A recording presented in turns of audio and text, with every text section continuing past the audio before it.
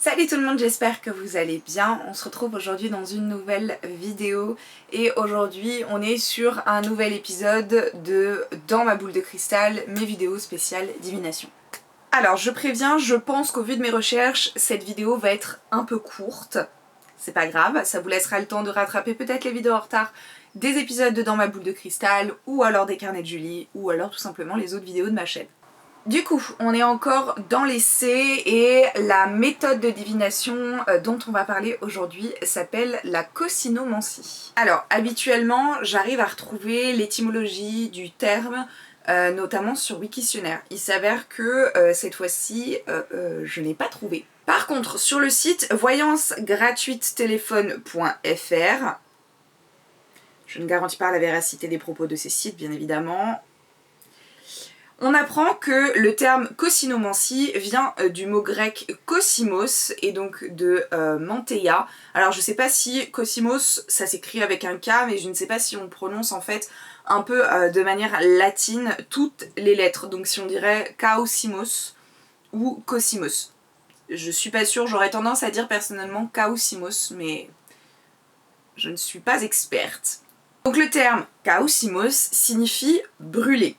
Donc dans la culture grecque, c'était un art divinatoire qui consistait à interpréter la façon dont les objets jetés dans le feu brûlaient. Donc, de par l'étymologie et de par la petite explication qui nous est donnée sur ce site, on apprend que ça a un rapport avec le feu. Sur le site cordial.fr, on nous dit que dans l'Antiquité, c'était une méthode de divination pratiquée par l'observation d'objets se consumant. Donc on retrouve la même dimension du feu, on retrouve la dimension du coup d'un objet qui se consume par le feu. Sur le site au cœur ancestral imonsite.com, on a quelques petites précisions. On apprend que kaosimos signifie en réalité en train de brûler. Un peu à la manière justement du ing qu'on retrouve en anglais qui signifie une action qui est en train de se faire. Donc c'est un dérivé de kaosis qui signifie brûlure, chaleur ou brûlante. Donc, l'art divinatoire consiste là aussi simplement à brûler des objets dans le feu et voir en fait comment ils brûlaient, comment ils se consumaient. Donc on a une certaine cohérence au niveau de la méthode utilisée. On a une petite précision toujours sur le même site, on nous dit que dans l'Antiquité, jeter un objet dans le feu et voir si l'objet ne s'enflammait pas au contact du feu voulait signifier que c'était un bon présage. Si l'objet donnait des flammes, à ce moment-là c'était un mauvais présage.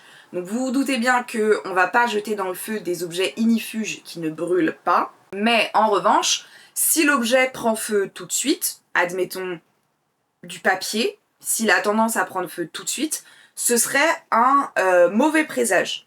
S'il n'a pas tendance à prendre feu tout de suite, à ce moment-là, d'après ce qui nous est dit, ce serait un bon présage.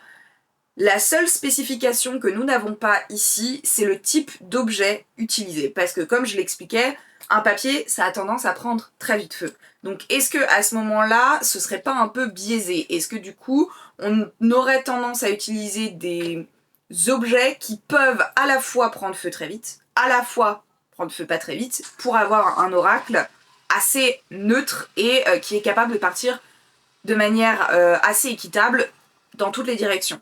Mais en tout cas, c'est pas précisé le type d'objet. Sur le site paranormalencyclopédie.com, on apprend que c'est une sous-catégorie de la pyromancie, avec notamment la capnomancie. La capnomancie, on l'a vu, je vous mettrai le lien de la vidéo dans la description.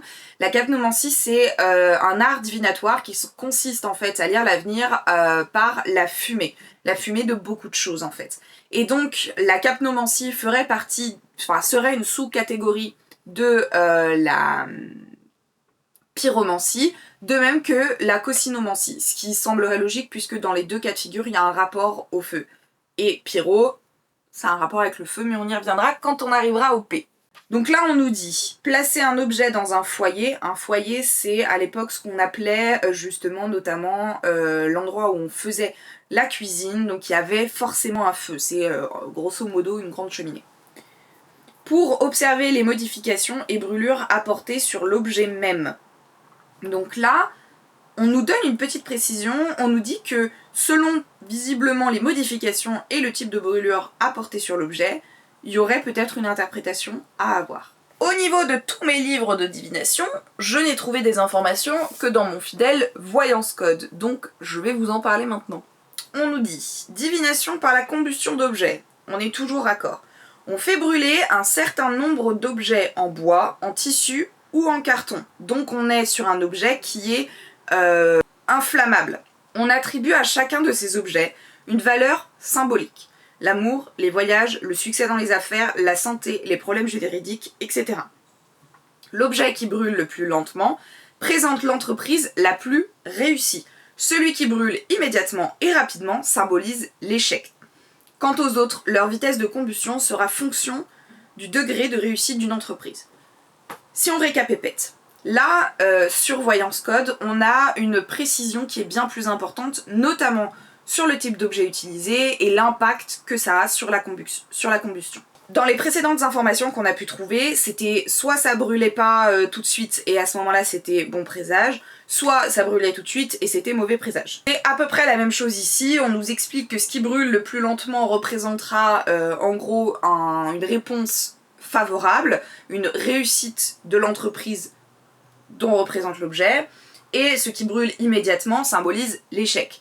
Visiblement, on attribue du coup un symbole à l'objet. Admettons que vous partez du principe que vous allez faire brûler du carton. Votre carton symbolise par exemple la relation que vous avez avec telle personne.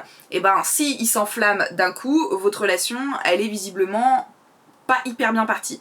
Si ça a tendance à s'enflammer lentement et que de temps en temps ça s'arrête, ça arrive très souvent d'ailleurs quand vous brûlez des choses, et que vous êtes obligé de rallumer le feu, c'est peut-être probablement qu'effectivement vous êtes sur, on va dire, une direction plutôt favorable. On remarque quand même qu'on est comme je l'ai dit, sur des objets inflammables. Mais ils n'ont pas la même vitesse ni le même type de combustion à nouveau. Par exemple, un bout de bois va peut-être brûler beaucoup plus lentement qu'un tissu ou qu'un bout de carton, tout simplement. Mais ça dépend de beaucoup de choses. Il y a différents bouts de bois aussi qui ne brûlent pas à la même vitesse, de la même manière, etc. À mon sens, au vu du peu d'informations que j'ai trouvées, j'ai à plusieurs reprises trouvé que c'était un art divinatoire qui s'était perdu. Et au vu du nombre d'informations que j'ai pu trouver, c'est-à-dire le peu d'informations que j'ai pu trouver, ça m'étonne pas énormément parce qu'en fait, j'ai pas trouvé grand-chose. Ça a l'air d'être un art divinatoire qui est très très aléatoire, qui prend en compte quand même beaucoup de choses et qui du coup, à mon sens, n'est pas très fiable. Je suppose qu'à l'époque où c'était utilisé, durant l'Antiquité et pendant la culture grecque de l'Antiquité, il y avait peut-être beaucoup plus d'informations et de méthodes et de choses à prendre en compte, et c'était peut-être beaucoup plus encadré et beaucoup plus clair du coup. En l'occurrence, à l'heure actuelle, on a très peu d'informations, donc il est hyper difficile de savoir véritablement comment se pratique cet art divinatoire là. Donc ça en fait un art divinatoire qui n'est pas fiable, parce qu'il y a trop de tenants et aboutissants à prendre en compte. Voilà. Cette vidéo est désormais terminée. Comme je vous disais, elle était très courte. J'aurais pu la jumeler avec un autre art divinatoire. Je l'avais déjà fait au tout début de ces vidéos sur les différentes méthodes de divination. Mais pour le coup, je trouvais ça un peu dommage. Je préfère séparer, je trouve que c'est beaucoup plus clair si derrière vous cherchez une méthode de divination particulière. Voilà. En tout cas, j'espère malgré tout que cette vidéo vous a plu. J'espère que vous avez peut-être appris certaines choses. Et on se retrouve du coup la semaine prochaine dans une nouvelle vidéo. En attendant, prenez soin de vous et je vous fais plein de bisous. Ciao ciao.